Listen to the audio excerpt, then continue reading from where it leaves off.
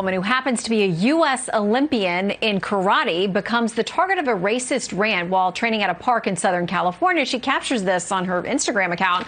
Let's bring in KTTH Seattle radio talk show host Jason Rantz to talk about that. And I want to get back to the Portland thing, too. But let's start with this Olympian. Jason, good to see you tonight. Good to see you.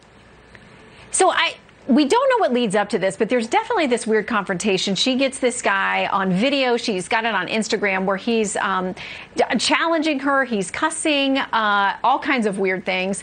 And then there's a part of this as he's leaving where you can hear him say the word Chinese. And she says that this felt very much like an attack based on the fact that Asian Americans have been in the headline. These attacks have been. What did you make of this video? You're there out west. Yeah, this is a weird one for me because usually they're a little bit more cut and dry where you can say someone was clearly targeted on the basis of their race. But because we don't have the full video and it sort of just starts where seems to be responding to something that he believes she did, I don't know why he got so angry. And that's the only thing. He's clearly rude. He's clearly over the top. And obviously when you are mentioning someone's race completely out of nowhere or seemingly out of nowhere, it tends to push us in that direction. But I do want to step back a little bit because I saw some people, online on Twitter claiming that this was an anti-Asian hate crime. It's not a crime. It's definitely someone who's being a total jerk.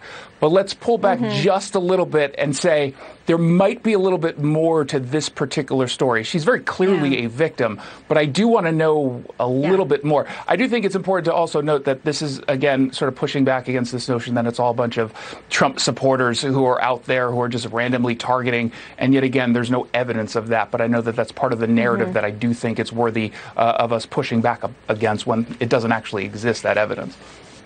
Yeah, I mean, there's a lot we don't know, but I think it's crazy at some point he's sort of like come at me and I'm like, this is an Olympic karate champion. So maybe I know she's, you look at her and think she's a chick. Maybe that's not the person you want to invite to get in a fight with you. Don't pick a fight with that. We'll follow that story and see. No, don't pick a fight with an Olympic karate champion. In the meantime, we have Portland, where, as Dan Springer said, they've hired these park rangers. And listen, it's unfair to the park rangers. They don't have ballistic vests. He tells us they're going to have pepper spray and a radio, but they're supposed to help fight crime. Dan's reporting at foxnews.com. He says this: while community groups apply for additional grants, Portland hires 2 more dozen park rangers. The city streets have never been more dangerous. Since January 1st, there have been 25 homicides, 288 shooting incidents, and 91 people injured by gunfire. My understanding is they broke some records on crime last year, and they're on pace to break from last year.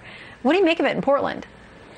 Yeah, I mean, what's the adage? You don't bring a knife to a gunfight. Do you bring a radio and pepper spray to a gunfight? It seems like we're talking about 2 separate issues here. When we're talking about park rangers and they're sending them to parks, well, that's not really where the gun violence is happening. A lot of the gun violence is happening in your average neighborhoods in Portland. And this is a problem that needs to be solved with more policing. In addition to putting park rangers in positions that they're very clearly not qualified to take on. And that's not a shot at park rangers. That's not their job. They're not supposed to be going after people with guns. But the problem is they're putting a lot of money into these various organizations to go after anti-violence. And the thought is on paper, and I do think that there's value to this, going after the root cause of violence so that you don't need this kind of huge police response every single year to growing crime. There's value to that. The problem is the defund movement that calls for this, they're doing it backwards. You shouldn't be putting money only into the organizations at the expense of policing. Because, number one, $4 to $6 million isn't going to get a lot done. I'm sorry, that's not a lot of money to take on these huge issues. And number two, the problems don't go away overnight. So as you're addressing some of the root causes that are socioeconomic, that are cultural, that are deeper than any of us even realize, you still have crime happening. So you have to actually go after that crime. This is something that could take decades to actually fix. And that's an unfortunate reality. And so as you're fixing this, what about the current criminals and the current victims of those crimes? Yeah. And like you said, nothing against the park rangers. They're not trained for this. They're not equipped for this with the tools that they need. And the poor guy's getting chased out of a park with a machete. That's certainly not, I don't think, what they signed up for as park rangers. Yes, the pepper spray didn't help them there. It did not help. Have a great weekend. Good to see you.